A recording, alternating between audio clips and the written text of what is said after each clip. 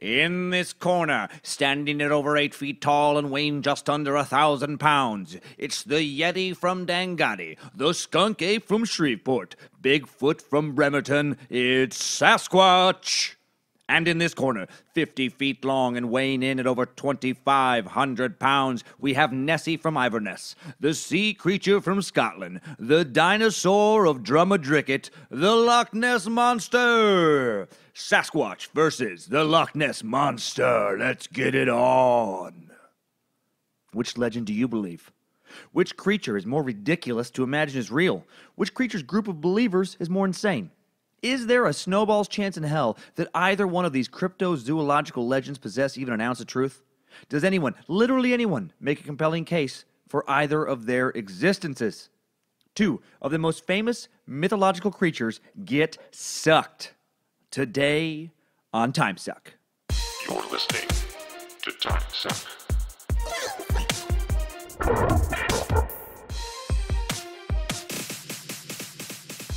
Welcome to the show, Timesuckers. Those of you who love to suck and get sucked. Love you fans of the suckage. Love you keep on sucking. Thanks so much for all the new subscriptions, ratings, and reviews. 300 iTunes reviews. Bonus episode came out 3 days ago, and we're already halfway there to the 400 review bonus episode about Scientology. L. Ron Hubbard about to get sucked. Holy shit. Can't believe how much you guys suck. Looking forward to today's lighter topic. I needed a murder breather. I don't know about you guys. I had more great updates come in as well this week, and I want to get right into a few with some Timesucker updates. Updates? Get your Timesucker updates. Today's first update is from Timesucker Josh DeCruz. He had the subject line in his email sent to admin@timesuckpodcast.com. Hey, asshat. Got my attention, for sure. He says, hear this. The Jewish people were originally blamed for the plague due to the fact they didn't get it as often as other commoners. This is due to the fact that the religion called for a cleaner lifestyle, i.e. washing hands before eating. Many historians, myself included, believe that this is why they were blamed for the plague. Keep giving me that good suck, and you need to come to Atlanta. Sweet. I am coming to Atlanta this summer. Going to be at the Laughing Skull. I just got to get that date on my calendar. Been so busy sucking, I don't have time for anything else in my life. Yeah, man, that is some great info. That's a great update. And that's a great additional piece of knowledge for the bonus episode about Germany in the 1930s, bonus episode 3. Yeah. So so it wasn't just random racism and things like I mentioned. It was also that they were more people were worried about them or concerned about why they weren't getting sick, and then they thought they had something to do with it. Okay, that is awesome extra info. Thank you, Josh. More feedback came in from that SoCal kid on iTunes, on the iTunes reviews. He asked if I could kick up the podcast volume so he can hear the show better in his truck. I am working on that now, looking into how to figure out how to increase the volume of the podcast as it shows up in iTunes and other places without distorting the audio quality. So thank you for bringing that to my attention. I know that has to be super annoying. I am going to work on that. Next one. Timesucker and a mediocre time listener with Tom and Dan, listener Daniel Bernard wrote me saying, have you heard that Holmes' grandson apparently found a book in his parents' attic and realized that it belongs to Holmes? And after researching it, had a theory that some of the time he had disappeared for a bit, he was in London and was the infamous Jack the Ripper. That would be a cool tie-in for a Jack the Ripper episode. Love the show. Thank you, BDM for life. That's awesome that you're a Tom and Dan fan. I did look into that a bit. The book you're referring to is called Bloodstains. The author is Jeff Mudgett, the great-great-great-grandson of H.H. Holmes, which was, an episode just a few weeks ago. I am skeptical of that connection. There is a composite sketch of what people believe Jack the Ripper looked like. It does resemble Holmes for sure, but it also resembles kind of a lot of dudes from that era with the big, thick mustache and just the way they kind of dressed. There are facial similarities, but also kind of like I don't see it and be like, oh my God, that's definitely him. And Holmes may have been in London during the killings. He might have been, but it's not certain. Jeff Mudgett submitted some handwriting samples from both Holmes and Jack the Ripper for review. Handwriting experts did confirm the likelihood that they could stem from the same hand. There was that chance, but again, a lot of people wrote in a similar fashion back then as well. Penmanship, there was more conformity with it. So, and they weren't like, yes, this is definitely the guy. Also, there's been literally hundreds of suspects over the years, and a lot of people believe it was multiple killers. Various murders attributed to the same killer as part of some sensationalistic journalism, just to kind of sell papers and tabloids, during that time period, which makes sense to me based on the way journalists seem to be in general. I shouldn't say that. There's a lot of really good journalists out there, but there's also a lot of people who just don't give a fuck about the truth and want to just sell some papers. I may do a Jack the Ripper Timesuck down the road. Probably will be doing one, and may explore this further then. So sorry guys, but I just don't really buy it. To me, it comes across more like this Jeff Mudgett dude is just trying to sell some books more than throw out some credible information. All right, one more update. This is an email from Timesucker, Timothy Dent. I'm not reading the whole thing, just kind of a few excerpts. He sent me a fantastic email, very well laid out. And the subject line is liberal arts education. And it says, "Hey, Dan, I just finished Aliens. I'm excited to see where this podcast goes. One thing that has been getting to me is your insults on a liberal arts education. You have made mention of your education many times and always in a manner that is less than glowing.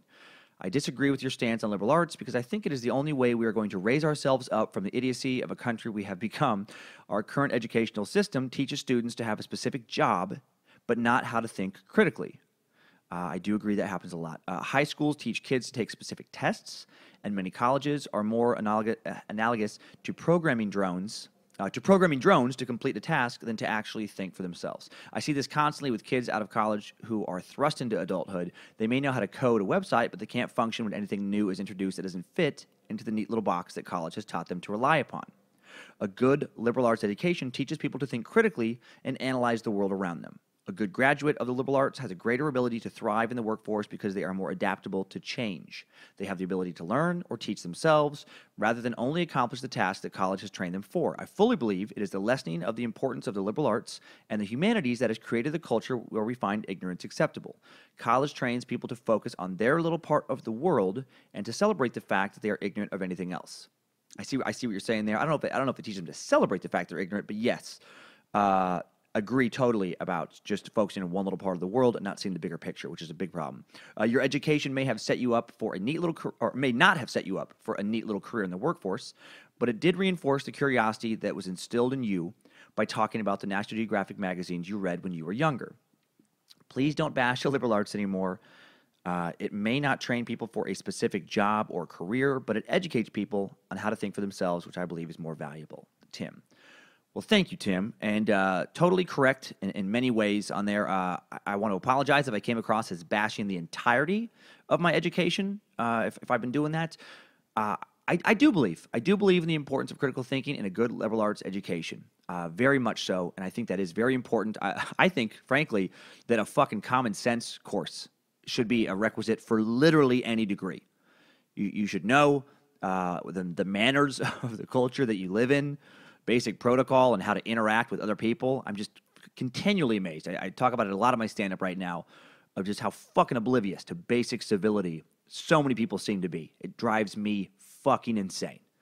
I can use so many examples, but here's my frustration with liberal arts education.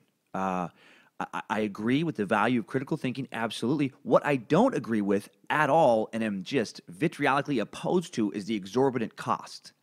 Because check this out. Here's just some quick stats. And you guys, many of you have actually been writing in about a Timesuck episode about the higher cost of higher education, and I am going to do that at some point. But check this out. According to a U.S. News and World Report article from 2015, liberal arts education costs increased 179% between 1995 and 2015 in a 20-year period. Out-of-state tuition and fees at public universities, where you can also get liberal arts degrees, increased 226% since 1995 to 2015. In-state tuition and fees at public national universities increased a staggering 296% during that same time frame. Also in that same 20-year period, the median U.S. household income increased from $52,664 to $56,516. That's an increase of just over 7%. That extra $4,000 isn't going to do fucking shit when you're paying 3 times as much for higher education. 7% wage increase compared to anywhere from 179 to 296% higher education tuition increase. That's what pisses me off. That's where my anger comes from. Good critical thinking skills can't pull everyone out of a crippling amount of debt that they've acquired by the age of 22 years old, before they've even tried to buy a new car or get a new house, right? I love my education. Love it. Learned a lot at Gonzaga.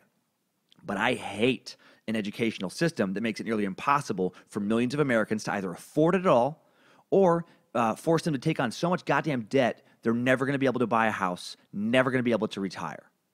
That is fucked up. That's something we got to address in society, because it can't continue. It can't increase another 300% in the next 20 years and have wages increase less than 10% again.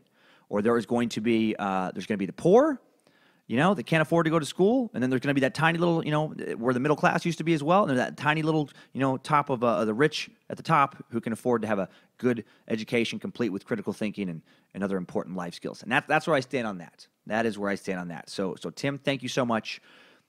Sorry if I did not kind of lay that out properly beforehand. Love my education, hate how much it fucking costs. And that's it for today's Timesucker updates. Thanks, time suckers. I needed that. We all did.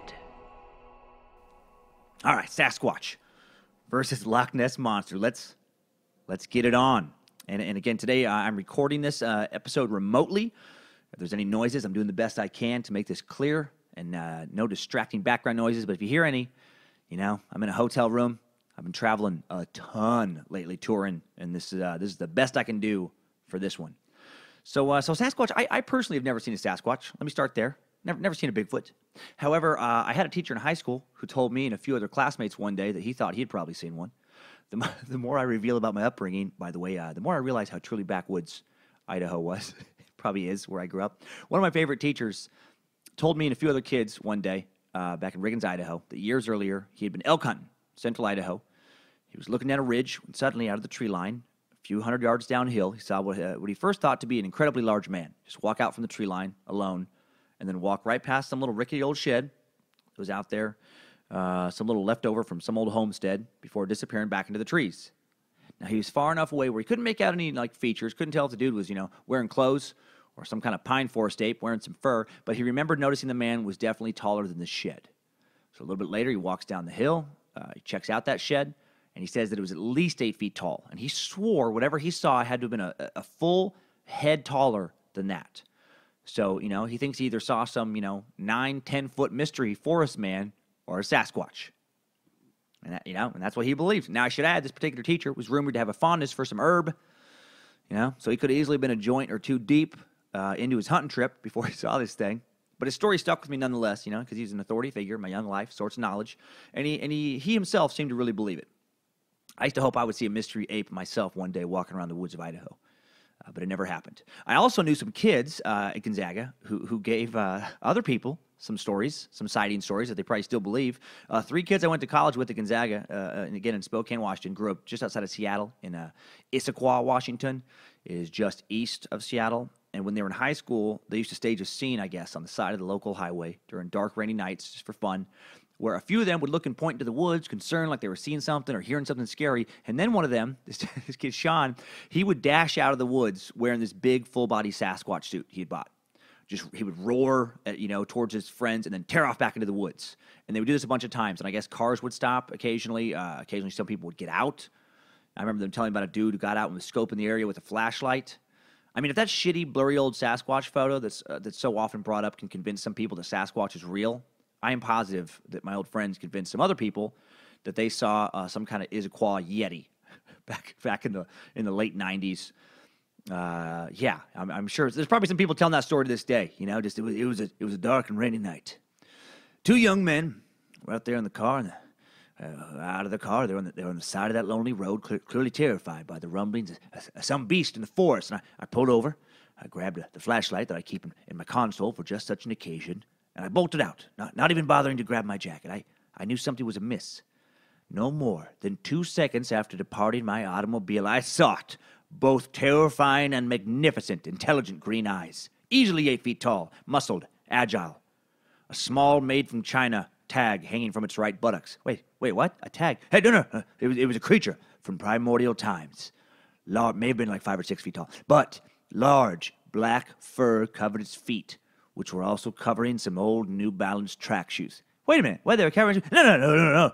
It was a fantastic beast, I tell you. large, impossibly powerful hands connected to an ape-like torso. A small band of human skin could be seen between hand and arm. Wait a minute, that sounds like costume gloves connected to the rest of the costume. No, it was, yeah, okay, I don't know. Anyway, it was a Sasquatch. I don't know. Someone's telling a story. So what the hell is a Sasquatch anyway? Well, Merriam-Webster defines Sasquatch as a, quote, hairy creature like a human, reported to exist in the northwestern U.S. and western Canada, and said to be a primate between 6 and 15 feet tall, also called Bigfoot. 15 feet tall? What the? No, that's ridiculous. Who has seen 15 feet tall Bigfoots? Or big feets? The plural form doesn't work well for that animal. How has anyone not definitely found a creature that big yet? You cannot be a 15-foot tall ape and be stealthy. Do you understand how high 15 feet is? That's like Shaq standing on Yao Ming's shoulders. Actually, I should probably flip that. Yao would probably be crushed standing if Shaq was standing on him. It should be Yao standing on Shaq's shoulders. You know, dude has to be at least 400 pounds. Shaq. But anyway, it's too tall. Let's agree, if this thing is real, there is no way it's Yao atop Shaq tall. Urban Dictionary has a better Sasquatch definition. It says the official name of Bigfoot, a creature popularly described as being human-like in form but massive in size, appetite, and shoe size, hence the name. Often depicted as ape-like and bipedal, this hair-covered mammal is believed by arguably delusional hippies to be the last surviving link between modern man and our evolutionary past. It is believed that the creature resides in the dense forests of the American/Canadian Northwest, due to the unconfirmed sightings of this creature in years past. The reason theorists believe it has survived so long is due partly to its elusive, defensively aggressive isolationist behavior, but also its ability to hibernate for very long periods of time after feeding seasons. Arguably delusional hippies. Well played, Urban Dictionary. That is fantastic and probably incredibly accurate. You know, I like the hibernation part. At first when I read it, it seems cool. But then I was like, wait a minute. You know, like, because at first I was like, that's why we haven't found one. They're sleeping. They're sleeping in their Sasquatch dens. They're hibernating, you guys. But then I was like, well, how come we haven't found a den? I mean, if these things are 8 to 15 feet tall, that is a big-ass den. That's not a squirrel den. That's not a chipmunk den. That's not a beetle den. Actually, I'm pretty sure that none of those creatures have dens. Maybe badgers have dens. I think they do. It's not a badger den, okay? It's not a badger den. It's a big den, and it would have a big entrance. You know, some spelunker out there would have eventually wandered into a Sasquatch den, thinking they discovered a new cave. Some prospector would have stumbled in, thinking they found an abandoned mine shaft. And then they're Sasquatch. They're Sasquatch, just sleeping. They could take pictures. They could take a selfie with a sleeping Sasquatch in the background. But it hasn't happened. So the hibernation part doesn't work for me the longer I think about it. Well, after reading those definitions, like a total idiot, I actually Googled what exactly is a Sasquatch, looking for a definitive description of a creature that hasn't been defined.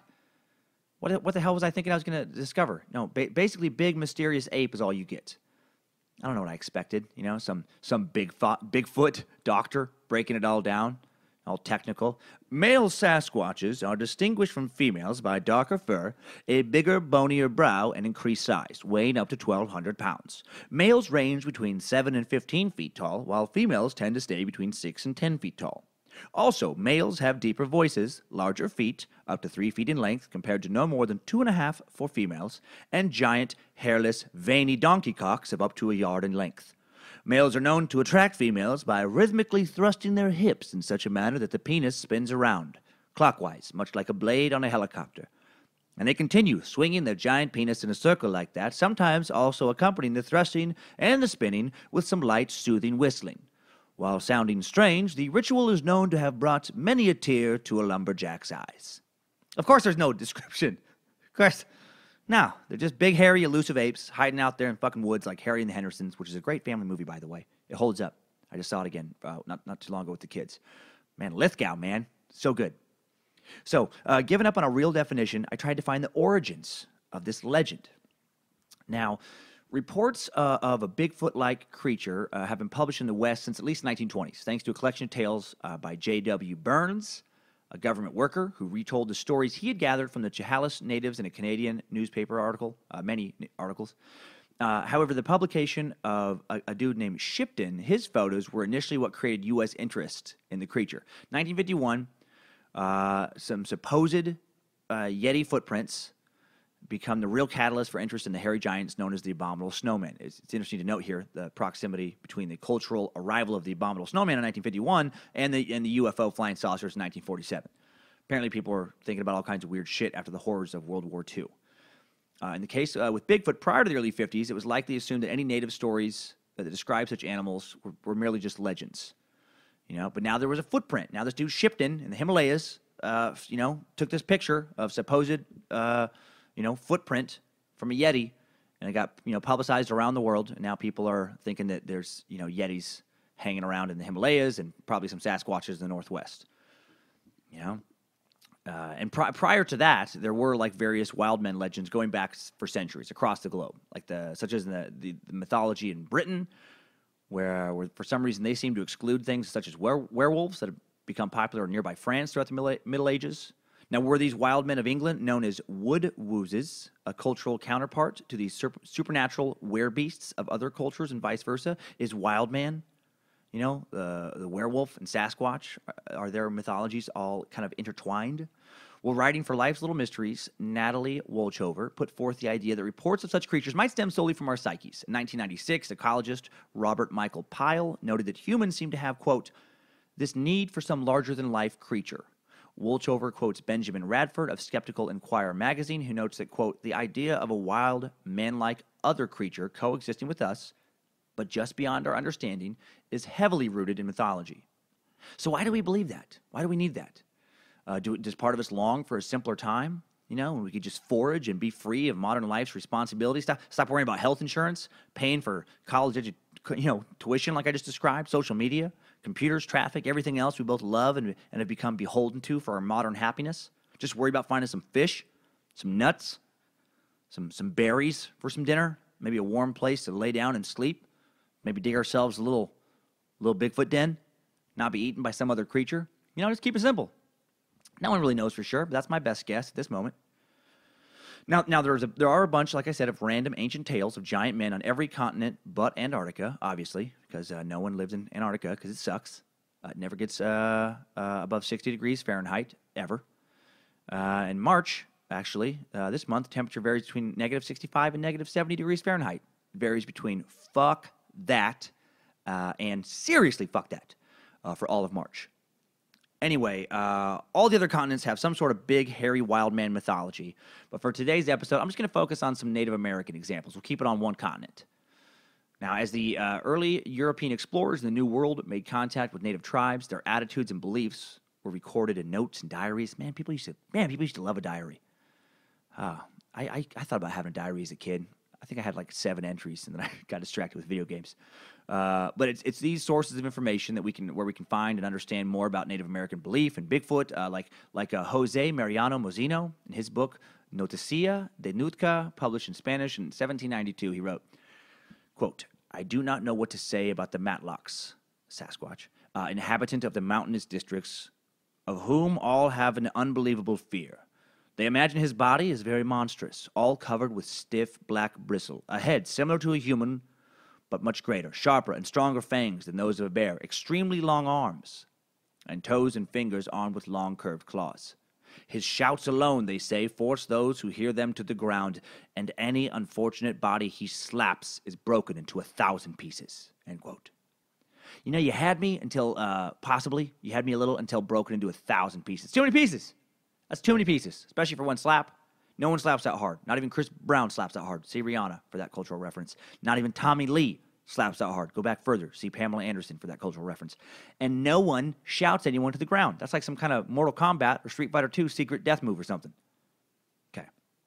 Another explorer, Paul Kane, talked about natives being frightened of a secret race of beings. His entry, March 27, 1847, reads, quote, when we arrived at the mouth of the Catalpoodle River, 26 miles from Vancouver, I stopped to make a sketch of the volcano, Mount St. Helens. This is Vancouver, Washington.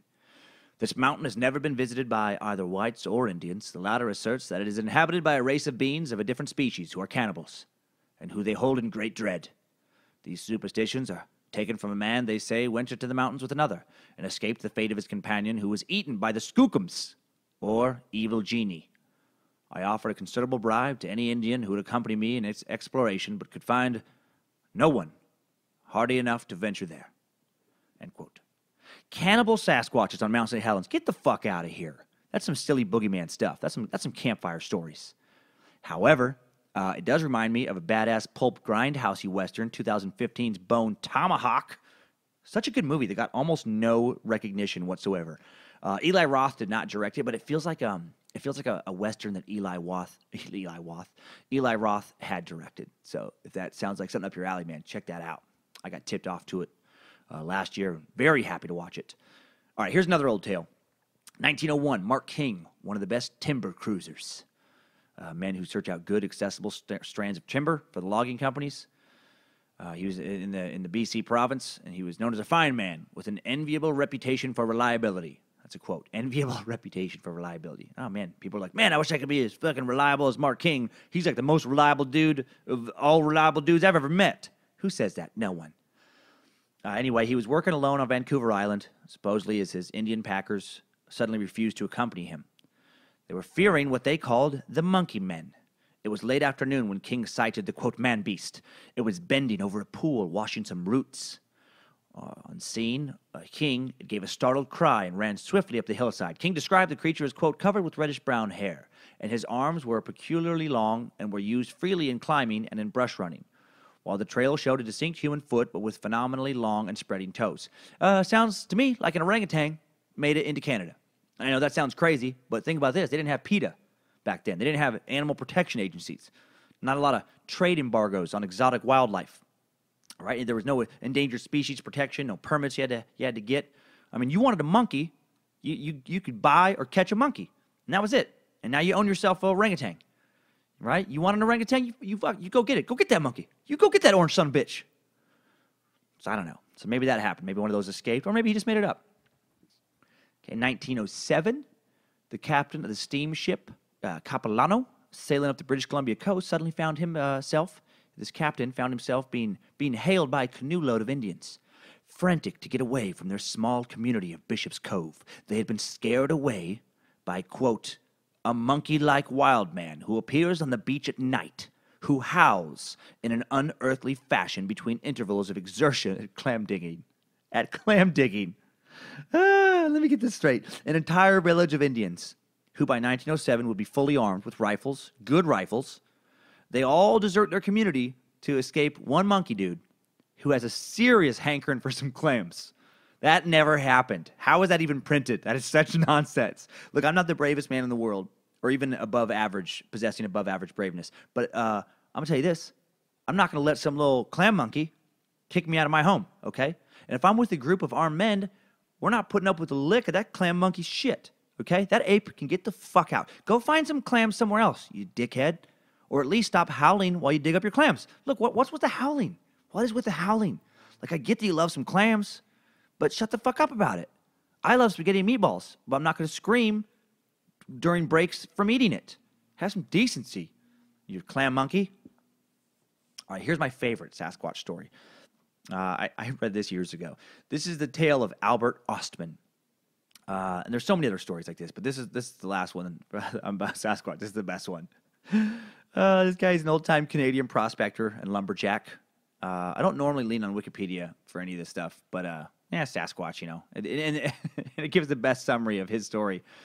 Check this out. A quote. In 1924, Albert Ostman, a lumberjack and tough woodsman. I like how they add tough there. Like, what makes him a tough woodsman as opposed to just a woodsman? Did he swing two axes at the same time? Either both on the same tree, chopping down pines twice as fast as normal lumberjacks, or did he chop down two trees at the same time? Some kind of ambidextrous Paul Bunyan.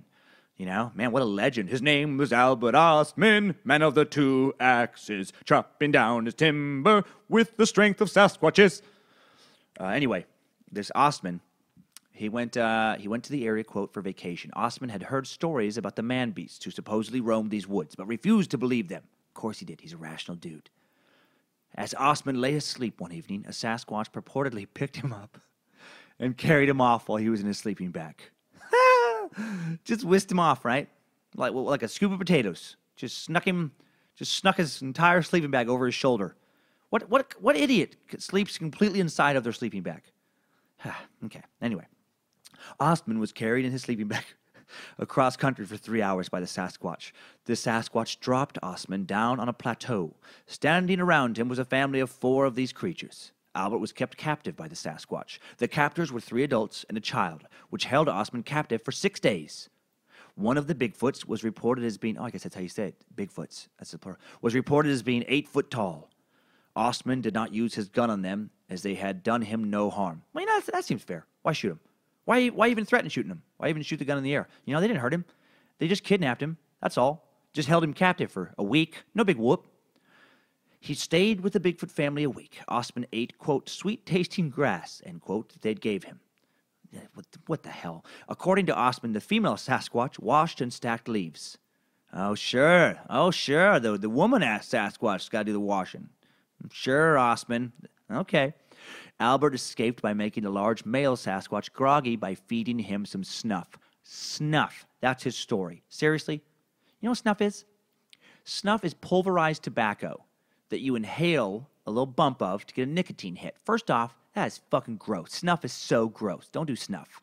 Second, why did he have a bunch of snuff on him in his sleeping bag as he's sleeping when he gets kidnapped? So he just has like a pocket full of snuff? Has a little snuff pouch? To me, that sounds like a not well thought out lie he had to come up with quickly when somebody interviewed him about the whole ordeal, and he hadn't thought of the escape part of it. He's just like, well, I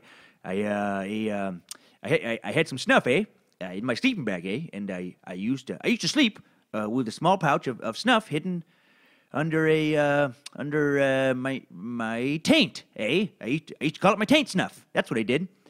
Some people used to think I'd say, this is funny. So, some people used to think I'd say taint stuff, and that's when I would laugh. At that point, I would laugh, and I'd be like, oh, I didn't have taint stuff. I know. Come on now. I had taint snuff, eh? Yeah. Oh, okay. Nonsense. Bunch of nonsense. And then it says, quote, he did not tell his story for more than 24 years after it happened for fear of being thought of as crazy. As more Sasquatch stories appeared in the press, Albert decided to tell his story to a local newspaper in 1957. Because remember, 1951 is when the footprint came out, and now people are talking about it. Well, I watched an old YouTube video of Albert being interviewed, and he seems full of shit. He lacks the passion I think one would have if they spent 6 goddamn days with a mythological family of beasts. That would be the best cryptozoological tale, best find of all time. And he talks about it as if he had spent a week with a couple feral tabby cats. But a lot of people in the comment section seem to believe him. Don Redleaf on YouTube says, I've read the whole story of Mr. Osman's encounter in his own words, and I gotta say, I honestly think it's a true story. I don't believe the man is lying at all. Call me crazy, I will, but I believe Osman. Too much detail that someone back then just didn't know about. Like what he seemed to explain as a sagittal crest, barrel-chested, padded feet. No way he made or dreamt it, just my opinion. No, you read about it in other Sasquatch stories, all right? All right, Don Redleaf. Kai Schooner says, I've seen tracks myself near my hometown at a lake called Sager Lake. I'm guessing Minnesota, Indiana. That's where some Sager Lakes are. You may not believe me. I don't. But I know that there were Bigfoot tracks. Each track was about 2 or 3 feet apart. And the small ones were about a foot apart, and the big ones were, I guess, more apart. And both of them sunk in deeply. Well, there you go. There you go. It's decided. Nicholas Foddy says, well, he passed 3 lie detector tests and was questioned by a police detective who wrote an affidavit stating that he could not find one inconsistency. Well, I think he did the old George Costanza thing from Seinfeld. It's not a lie if you believe it. That's how you pass a lie detector test with nonsense. You become crazy enough to think it's the truth. I remember one time under the influence of an enormous amount of LSD, I thought for sure I could have passed a lie detector test about how I had been in a coma for many years and that nobody I knew was real. They were just psychological constructs planted in my subconscious by scientists trying to get secrets from me. That was my reality for a little while. Okay, Legs Like That on YouTube says, Albert Osman is actually my great-great-uncle. Although I never got to meet him, I'm very proud to be related to this man. Our family never trusted his story, but I'm so glad to see here there are many people out there who don't call his story a hoax. Family not believing him, not a good sign. To me, it sounds like you file the Albert Osman story under the crazy uncle drawer. That's where you put it. You open up the crazy uncle drawer, and you throw Albert Osman, all his fucking paperwork in that. And if you dig further into his old interviews about the incident and articles, his story does get even harder to believe. He said this all happened back in 1924, He was born in 1893, so he's 31. Okay? So you're 31, and you're camping way out in the woods by yourself. Bullshit. Who does that? Weirdos do that.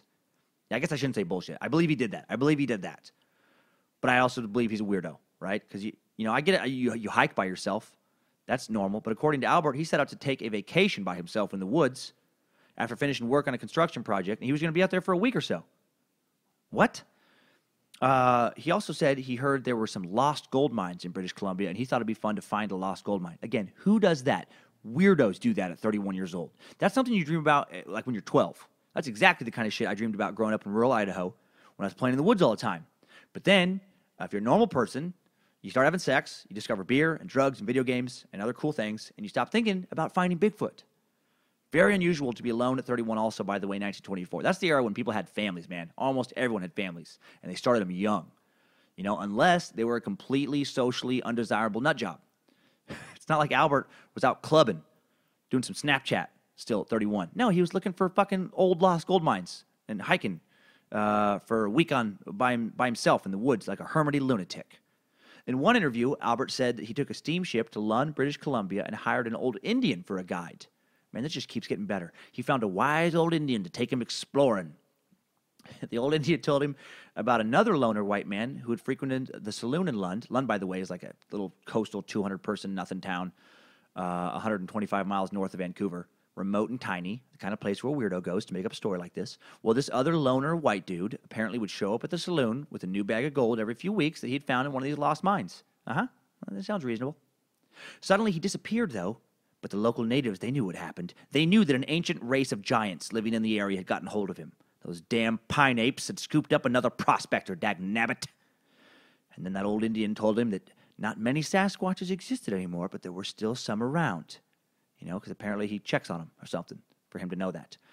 And then Albert, he hiked off by himself and got himself kidnapped by those very same Sasquatches, who for some reason fed him sweet, sweet grass, sweet, tasty grass vittles instead of killing him. Guess he's some kind of Bigfoot whisperer. And then he didn't tell anybody about it for 30 years. Get out of here. I'm giving Albert an A+ for imagination, especially the snuff escape part, but I'm giving him an F for any truth to that story. Okay. So now let's talk about Sasquatch interest in the States really taking off in the late 1960s when the infamous blurry photo surfaces. That's the definitive Bigfoot promo shot. All right? This is the picture that most people think of when they think about Bigfoot. And it was a video still from some footage shot by amateur filmmakers Roger Patterson and Bob Gimlin back in 1967 in Humboldt County, California, about 35 miles south of the Oregon border, about 18 miles east of the Pacific Ocean in the woods around Bluff Creek. Now, the film lasts around a minute. It was shot on a 16-millimeter camera that Patterson had rented and then kept longer than the rental contract allowed. He was almost charged with theft for it. Little insight into Patterson's character that we'll learn more about in a bit. I've seen the footage on YouTube, and to me, it just looks like a dude in a gorilla costume walking across a creek bed being filmed by either a moron who doesn't know how to work a camera he just rented for long enough to clearly know he should be able to use it, or he's being filmed by a con man who knows that if he makes it shaky and keeps the footage short, it's going to be harder for people to disprove it. And this Patterson guy, the main guy behind this film, has a sketchy history. He had taken off down to California in his youth to try and sell some wackadoodle hoop toy invention of his, like a maniac. He'd self-published a book titled Do Abominable Snowmen of America Really Exist in 1966. Started shooting an actual indie film about cowboys hunting Bigfoots, in 1967, which means there's a very good chance he'd hired someone to play Bigfoot, and he had a costume already. He's a nut. It's not like he was some steady Eddie accountant who was taking his annual camping trip with his family, and then a forest monkey just walked through their campground. That would be much more believable to me. In 1995, almost 3 decades after the Patterson-Gimlin filming, Greg Long, a technical writer for a technology firm, who had a hobby of investigating and writing about Northwest mysteries, shed more light on this film. He started interviewing people who knew Patterson, some of whom described him as a liar and a con man. Marvin, Jerry Lee Merritt, Pat Mason, Glenn Coling, Bob Swanson, all suffered financially from their dealings with him, as well as 21 different small local creditors who sued Patterson via a collection agency. Vilma Radford claimed Patterson never repaid a loan made to him for a Bigfoot movie Roger was planning. Radford had corroborative evidence. He had a $700 promissory note for expenses in connection with filming of Bigfoot, America's Abominable Snowman. So he was filming this, trying to film some movie about Bigfoot. Patterson agreed to repay her $850 plus 5% of any profits from the movie. In 1974, Bob Gimlin, the dude who helped him film The Blurry Beast, sued Patterson's widow because Patterson died of cancer in 1972 at the age of 39. And this guy Gimlin claimed he had not received his one-third share of the film's proceeds. He won the case in 1976. Patterson, by the way, did go to his grave claiming the film was real. Gimlin himself never admitted it was fake, but of course not. You're not going to admit to a lie or a con when the lie or con is profitable. And the film was profitable, made an undisclosed amount of money. Another author who wrote some Bigfoot stories, Marion Place, she said about Patterson that he really wanted to make this movie. He wanted to see some kind of Bigfoot because if he did, quote, if he succeeded, he would be famous and rich, end quote. So here you have an odd guy who's fascinated with Bigfoot, who's an amateur filmmaker, amateur inventor, probably a con man of sorts, an unscrupulous dude who wants to be rich and famous, for discovering Bigfoot. And that's who finds Bigfoot bullshit. This was his opportunity to make some Bigfoot money, make some Bigfoot bucks. And he did make some. He allegedly made around $75,000 in one transaction when the BBC used his footage for a Sasquatch docudrama. He appeared on The Tonight Show with Johnny Carson, appeared on Merv Griffin to talk about his film. His documenting the existence of Bigfoot. They wrote about him in Reader's Digest, which was big back then. He got his 15 minutes of fame, but I don't believe for a second he saw Bigfoot. Because even more evidence points out to the whole thing being a fraud. 36 years after the fact, a dude named Bob Hieronymus finally fessed up. This was a neighbor of Gimlin, one of the guys involved, finally fessed up to being part of the ruse. He admitted to having donned a gorilla costume and appearing in the 1967 footage of Bigfoot. The Washington Post reported that Hieronymus's confession in a book. It was The Making of Bigfoot, written by paranormal investigator Greg Long. Long says he spent 4 years investigating the 60-second film and the people behind it. He traced the Bigfoot costume to Philip Morris, a North Carolina gorilla suit specialist, who says he sold it for $435 to an amateur documentary maker named Roger Patterson. So there you go. Now, a lot of Bigfoot believers have poured a lot of energy into disproving Bob's story about wearing the suit. Says he's lying, says he had nothing to do with the film, just trying to get his 50 minutes of fame also. I don't know, maybe. But why wait so long to confess? And why is the random gorilla suit specialist lying? Why is there a man in North Carolina specializing in making gorilla suits? Why is he named after the largest cigarette manufacturer in U.S. history? So many questions. There's always a lot of questions when you venture into the paranormal. So let's recap. Although we focused almost exclusively on North America, there have been legends and supposed sightings about large, hairy, wild, non-human bipeds all around the world going back for centuries. Canadians living in British Columbia seem especially susceptible to making up stories about Sasquatches. Some Sasquatches howl and love clams so much, like more than you could ever possibly love clams. Albert Ostman is a complete and utter lunatic. Some old mountain climber thought he found a Yeti footprint in the 1950s in Himalaya, and then everyone started wondering about new types of giant apes. The dude who shot the go-to proof of Bigfoot was an amateur filmmaker who dreamed of making a fortune off discovering Bigfoot and probably bought a gorilla costume from a gorilla suit specialist named Philip Morris, who may have been some type of heir to the Philip Morris tobacco fortune, which is the only way I can imagine him having the time and money to become a gorilla suit specialist living in North Carolina. All seems a wee bit sketchy to me, I have to say. Now let's see how these sketchy tales stack up against Nessie. Let's find out how the Loch Ness Monster's stories stack up against those of Sasquatch. First off, let's get to the definition. What is the Loch Ness Monster? Merriam-Webster doesn't even bother defining the Loch Ness Monster. But when you Google Merriam-Webster and Loch Ness Monster, it does come up under the definition of hoax. It's used as hoax, which is our fancy pants word of the day. Hoax, noun or transitive verb. A transitive verb is a verb that can take a direct object. In other words, it is done to someone or something. Most verbs are transitive verbs. Hoax, used as a verb, is defined as to trick into believing or accepting as genuine something false and often preposterous. For example, Samantha was hoaxed by a Nigerian email scammer, giving her last $10,000 to someone who went by the name of Reverend Dr. Johnson Williams, who claimed to work for the United Nations Compensation Payment Unit in New York, but actually worked at a Burger King in Lagos, Nigeria. Hoax used as a noun is defined as, quote, an act intended to trick or dupe, end quote, or, quote, something accepted or established by fraud or fabrication, end quote. For example, Scoots McGee had created an elaborate hoax. He had convinced a coworker at JoJo's Quartz Emporium that he rode a chupacabra to work through a combination of excellent Photoshop skills and having a highly gullible coworker. In reality, he pushed himself to work on a Razor scooter he'd borrowed from his sister, which was how he got his nickname, Scoots. So that's Merriam-Webster. Now, Urban Dictionary defines the Loch Ness Monster as a mythical creature said to live in a lake in Scotland, and also as a, quote, huge turd. The huge turd definition really made me laugh when I read it. And then I looked up from my laptop at Starbucks when I was doing the research for this and totally creeped out some lady who I happened to make eye contact with as I was laughing about a huge turd. When you go to Wikipedia, it states that in folklore, the Loch Ness Monster, or Nessie, is an aquatic being which reputedly inhabits Loch Ness in the Scottish Highlands. Highlander, there can be only one. It is similar to other supposed lake monsters in Scotland and elsewhere, and is often described as being large in size with a long neck and one or more humps protruding from the water. Now, when did this interest in Loch Ness get going? It started from a shitty photo, similar to Sasquatch. The Museum of Hoaxes website, hoaxes again, gives some great information about the infamous surgeon's photograph, the surgeon's photograph of 1934. Now, so that modern history of Loch Ness begins in 1933 when a new road is completed along the northern shore of Loch Ness, providing easy access with an unobstructed view of the water. Soon after this, a couple spotted a, quote, enormous animal in the loch. The Inverness Courier wrote up their sighting, describing what they saw as a monster.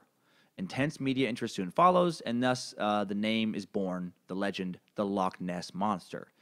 Now, later in 1933, the Daily Mail, taking advantage of the Nessie craze, they hire a famous big-time hunter, Marmaduke Wetherell, to travel up to the loch to investigate the sightings and to find the monster, if he could. Although he found no monster, in December 1933, he did locate what appeared to be its tracks, enormous footprints on the shore of the loch leading into the water. Unfortunately, when researchers from the National History Museum examined the tracks, they determined they had been made with a dried hippo's foot, of the kind that were popularly used as umbrella stands. Humiliated, Wetherell retreated from public view. Ha!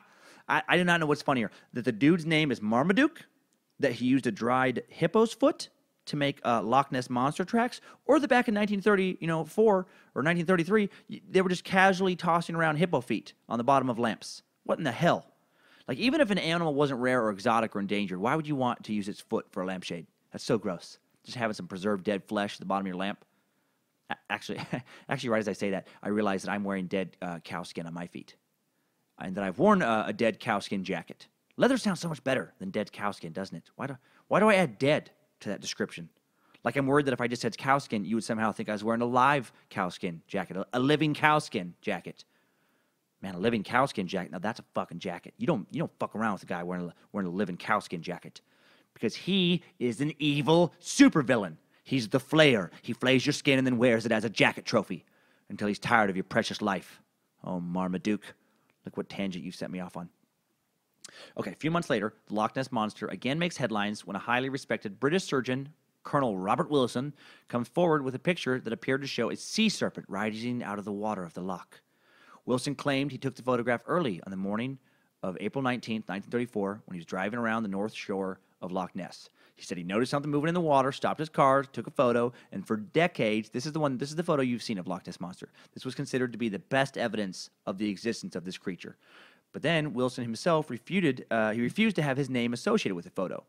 So then it became known as the surgeon's photo. Now, for years, skeptics were sure the photo was somehow a hoax, but no rigorous studies of the images were conducted until 1984, when Stuart Campbell analyzed the photo in an article for the British Journal of Photography. Campbell concluded that the object in the water could have only been 2 or 3 feet long at most, and that it was probably an otter or marine bird. He suggested it was likely that Wilson knew this to be the case. And now Marmaduke strikes again. As it turns out, Campbell was wrong. All right, he was wrong about what he thought this photo was supposed to be, like a little marine bird or animal. It was not a form of marine life in that photo. It was a toy submarine outfitted with a sea serpent head. This was revealed in 1994 when Christian Sperling, before his death at the age of 90, confessed to his involvement in a plot to create the famous surgeon's photo, a plot that involved both Marmaduke, damn you Marmaduke, and Colonel Wilson. Marmaduke. Dang it, I was super excited for a second to read that the photo I'd always mentally associated with the Loch Ness Monster might be real. Damn you and your crazy British name. Any Marmadukes listening, I was going to apologize, but I don't, actually. You know better than anybody how dumb your name is. And I hope you go by Duke. And I hope you give your parents some shit for naming you Marmaduke, even after the Marmaduke cartoon came out, that big stupid dog back in 1954. Well, according to Sperling, he had been approached by Wetherell, his stepfather, who wanted him to make a convincing serpent model. Sperling did this, and the model was then photographed in Loch Ness. The picture was then given to Wilson, whose job it was to serve as a credible frontman for the hoax. Apparently, Wetherell's, Marmaduke, his motive was revenge. Oh, Marmaduke's revenge. Since he was still smarting, he was still a little upset about his humiliation during the hippo track incident.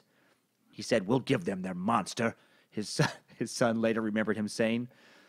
In the original version of the image, the diminutive size of the Nessie model in relationship to the Loch can be seen. And I have both pictures available, the cropped photo that we are familiar with and the original image that's uncropped at timesuckpodcast.com. And in the original image, it looks, you can obviously tell it's a tiny little thing. All right, well, then in 2012, a new photograph of the monster emerges. In August of 2012, a photo taken by George Edwards was initially billed as the strongest photographic evidence of the creature. But then in October, George Edwards, a cruise boat operator, said the picture taken near Urquhart Castle and beamed around the world by fans of Scotland's mysterious creature was just, quote, a bit of fun. And he was happy to join, quote, a rogues gallery of hoaxers. Now, when he published the image, he claimed it had been verified by a team of U.S. military monster experts. As if we have that. That's so fucking great. I wish we had that team. I want to be on the team of U.S. military monster experts. But then he said that was another part of the fabricated story.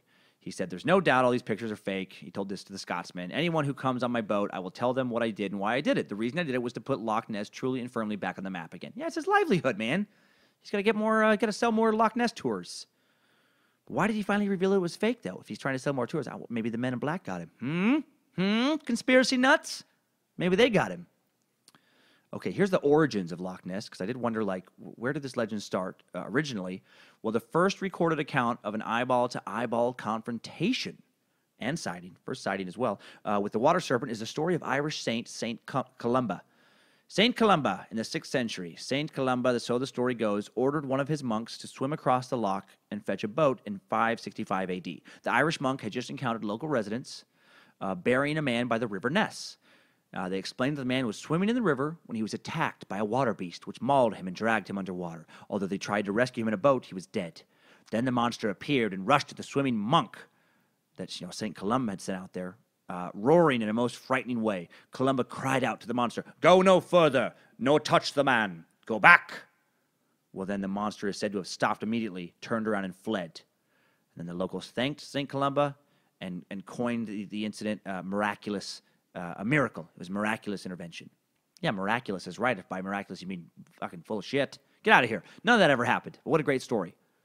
I'm sure a lot of people started, seeing the beast when that tale got shared around. Man, did lies ever get out of hand back in medieval times when there was no logical people around to debunk them? Okay. So here's some other. There's other Scottish monsters. Loch Ness is not the only Scottish loch monster. Other lochs, a loch being like an arm of the sea, especially when narrow or partially landlocked, or just a large body of enclosed fresh water, like a very large body, are said to have been witnessed over the years. Just south of Loch Ness is the much smaller Loch Oich, where a beast with a shaggy dog-like head is said to have been seen. Loch Lochy, that's a creative name. Somebody just gave up on that one. Just fucking call it Loch Lochy. Is better known as the haunt of Lizzie. First reported as being sighted in 1929, Lizzie is said to have 3 humps and resemble a plesiosaur, a description sometimes used for Nessie. A plesiosaur is a large extinct marine reptile of the Mesozoic era, that era of geologic time from about 251 to 65 million years ago, with a broad, flat body, large paddle-like limbs, typically a long, flexible neck, small head. I'll have a photo up of that as well on timesuckpodcast.com. Like Nessie, no sighting of Lizzie has ever been confirmed. There's also tales that in Loch Cuiach, which like Lochy and Oich is in Lochaber, they just fucking throw around that term loch all over the Highlands, has a plesiosaur-like beast in it. Cuiach's monster also has been described as a water horse or a kelpie, a serpent with a horse's head. They got creative on that one. Loch Arkaig, west of the Great Glen, has a lake horse as well. It is also claimed in another loch, Loch Marie, that there's this thing that looks like a slug pig, and monsters are not exclusive even to the Highlands or the freshwater lochs. Apparently, Loch Lomond has a beast reported to resemble a plesiosaur, but has also been described as looking like a large crocodile. So many lochs. So much fucking loch suck, you guys. So many weird lake monsters. I don't know if I believe any of it, but at the same time, I don't want to swim in any of those lochs now. I'll be a little honest. I'd be a little nervous. Some sea serpent is going to grab hold of me. Well, okay. So here's a possible explanation for all these lochs. Richard Freeman of Devonshire-based Centre for Fortean Zoology has visited both Loch Ness and Loch Morar and believes the sightings can be explained. He thinks it's all about eels. He said the idea of a prehistoric reptile in these cold northern lakes is a non-starter. However, the monsters could be some large kind of fish. I think the best bet are giant sterile eels. The common eel swims out to the Sargasso Sea to breed and then die. The baby eels follow scent trails back to their ancestral freshwater homes, and the cycle begins again. But sometimes a mutation occurs and the eel is sterile. These stay in freshwater and keep on growing, known as eunuch eels. No one knows how they get or to be that big. Now, he says, Mr. Freeman said 2 Canadian tourists came across a 25-foot long eel floating in shallow water off Loch Ness in February 2004.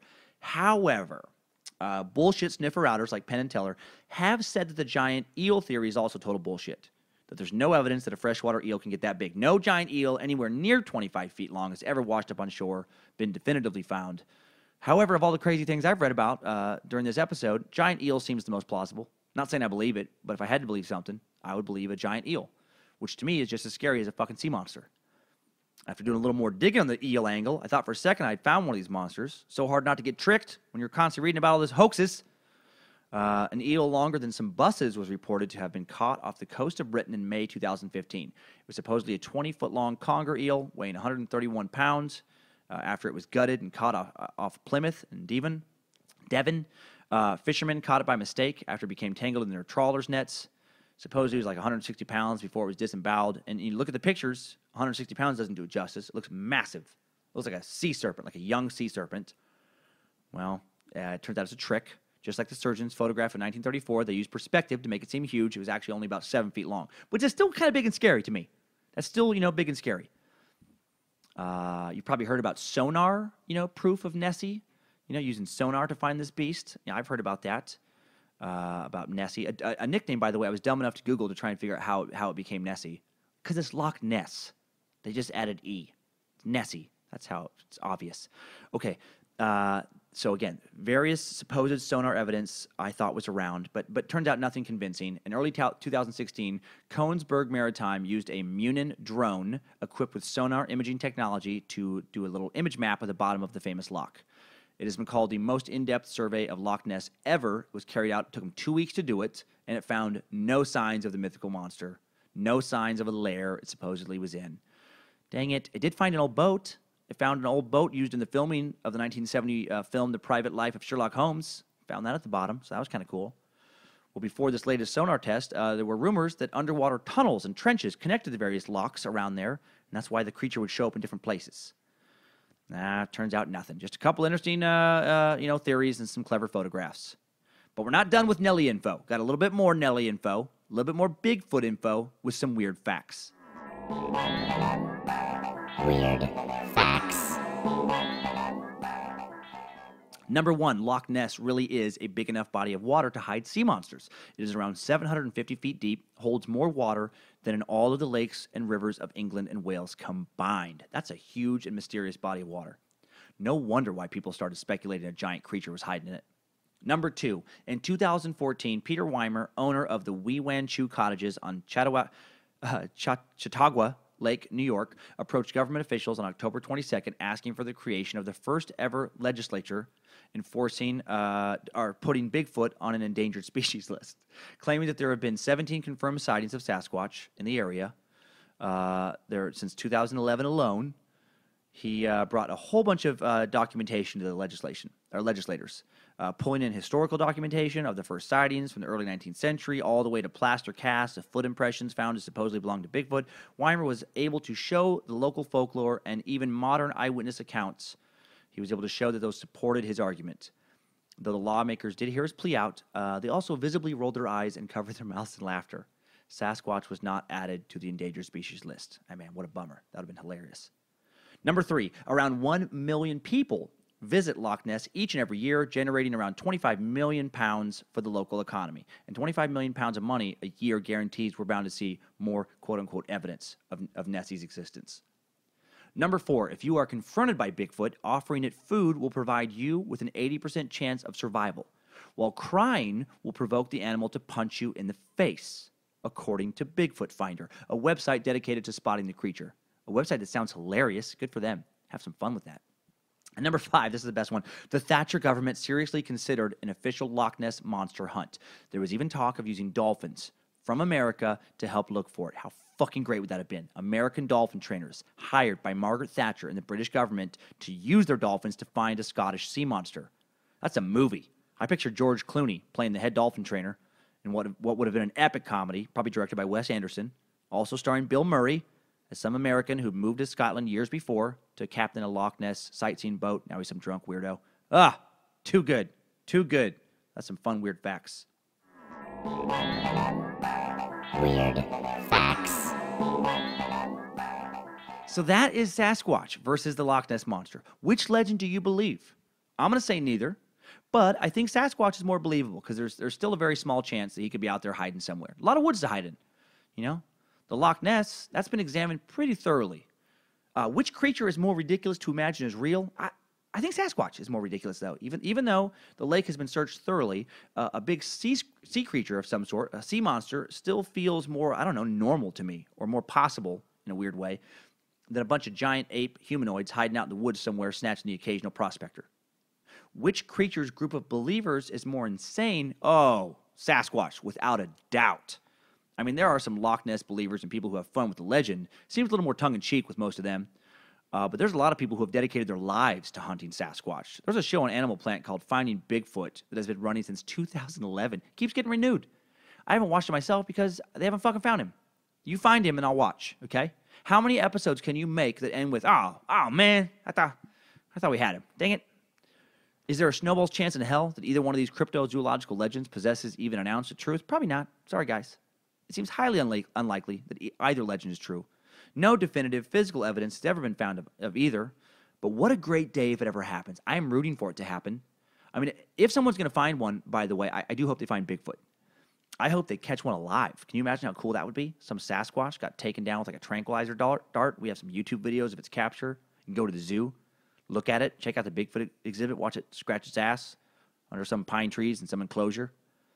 Actually, the more I think about that, it makes me a little sad. I think about Harry and the Hendersons, and I think about Harry getting sad. That people are going to not understand him. But hey, if we found one, let's just take care of it really well. Let's make sure it gets some steak, maybe some kind of hot female gorilla to make love to, some daily foot massages, maybe a horse to ride around on, it's like some kind of Planet of the Apes type king. I don't know. If I missed a compelling case for the existence of either, you let me know. I'll throw it in a Timesuckers update. But for now, it's time for some top 5 takeaways. Timesuck Top 5 Takeaways. Number 1, modern interest in Sasquatch started with the alleged footprint of a Yeti found in the Himalayas in 1951. Google Earth satellites haven't found a single maker of these footprints since it launched in 2007. Where are you hiding, abominable snowmen? Number 2, Albert Ostman wasn't kidnapped by a family of Sasquatches in British Columbian wilderness in 1924. However, he may have discovered a time machine because crack cocaine didn't show up until 1984, and he was clearly smoking some crack to come up with his snuff Sasquatch escape tale. Number 3, even saints lie. 6th century Irish Saint Columba supposedly yelled at Nessie, "Go no further, no touch the man, go back," saving one of his monks from attack from a sea serpent. If you think that happened, please email me at admin@timesuckpodcast.com. There are a variety of fake things that I'm going to charge very much to sell you because apparently you'll believe anything. Number 4, giant 25-foot-long freshwater sterile eels are probably not a real thing. However, I'm not sure I can ever swim in a lake again if it has eels in it. They are incredibly scary looking, even when they're only 5 or 6 or 7 feet long. I'm not even afraid of snakes, but an underwater snake is a whole other beast. I feel like one could bite off my penis if it wanted to as I'm swimming on the top of the water, you know what I mean? and I don't want it to be thinking about that. So even though I didn't uncover any scary myth as probably being real, I did make myself nervous about a new thing. Number 5, the blurry photo of Bigfoot we're all familiar with is probably the product of a North Carolina ape suit specialist and a California con artist. Bummer to find out the photo is fake, but good to know if Sasquatch is real, there's a very good chance he's not actually blurry. Timesuck Top 5 Takeaways. All right, we did it, everybody. Another Timesuck is complete. But don't stop listening. I have some more news, some exciting news. Several of you have written in asking how you can help out the show, and many of you have suggested some kind of PayPal donation button used by numerous other podcasts. Well, bam, it is here. If you'd like to donate to Timesuck, you can do so now. Just go to timesuckpodcast.com. Same place you find all these episodes, pictures correlating to each and every episode. Right at the top of the site is that PayPal donation button. When you click it, it asks about donating to Bad Magic Productions. That is me. Don't worry. Timesuck shows right underneath that. Donate $1, $5, whatever you feel like donating to help the show out. Know that your help and money is appreciated immensely. The money will go into a fund I will later use when it builds up enough for some new equipment and some other show upgrades. Just know that I won't accept more than $1 million. It's too much. If you want to donate $2 million, I want you to calm down. That is too much for one donation. You can donate $1 million, and then next week you can donate another $1 million if you have to. Also, there's another way you can donate to the show that costs you nothing. This is even better. Costs you nothing if you shop on Amazon, which I do for some things. I support local businesses whenever I can. But if they don't have something I need, and Amazon does, I order it from Amazon, a company I hear treats their employees very well. And if you're going to buy something from Amazon, bookmark timesuckpodcast.com, use my Amazon link button. It just takes you right back to Amazon's site, just like normal. Use it just like you normally would. Or if you're using a phone or tablet, clicking on my button on my mobile site takes you to the Amazon app. And then when you order something, the show gets a little finder fee. See? A little finder fee, man. And finder fees add up because more and more of you are listening because you're talking about this podcast. I love that. So it's great, man. You get to buy yourself the same shit you were already going to buy yourself, and now you also get to help the show you love. You get to feel even better about buying yourself shit. Win-win. Finally, man, T-shirts are going to be here soon. They're at the printing press right now. Next week, or looks like by the latest, the week after that, I'll be able to let you know about those. And also tour dates. I'm going to be at Hyenas in Dallas, March 16 through 18 this weekend. Jacksonville, Florida, the Jacksonville Comedy Club the next weekend, March 23rd through 25th. Hilarities in Cleveland, April 14 through 16. Link to more tour dates, more podcast episodes, the PayPal, the Amazon buttons, all at timesuckpodcast.com. Keep listening, everybody. I'm going to keep doing my best to make this thing interesting and improve it all the time. And most importantly, time suckers, just keep on sucking.